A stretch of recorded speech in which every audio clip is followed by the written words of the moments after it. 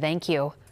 Nebraska Governor Jim Pillen was in Omaha today, pushing new legislation he says will bring more high-paying jobs to Nebraska and keep them.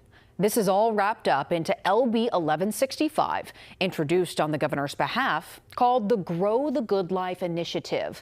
It would expand state-funded benefits for some of Nebraska's largest employers. The state would pay large companies up to $4 million per year.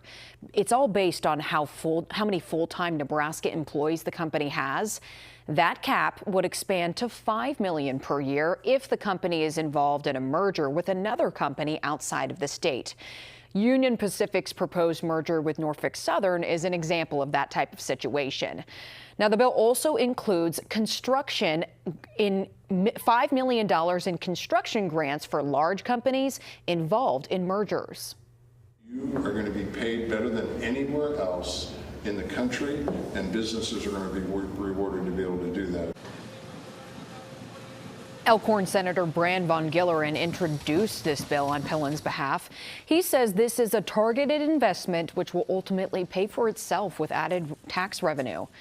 According to a report from the state last year, Nebraska is facing a budget shortfall of more than $400 million for the next fiscal year. However, Pillen has called the budget crisis make-believe. The Unicam must pass a balanced budget by law. Now, at the same press conference, the governor was asked about language he used during a teletown hall earlier this week. On multiple occasions during that call, he used a disparaging term for liberals linked to people with disabilities. Talk about keeping kids and families here in Nebraska. In the days since your teletown hall earlier this week, we spoke with parents with kids with special needs who were hurt by the comments that you used. So we're gonna keep the questions on topic.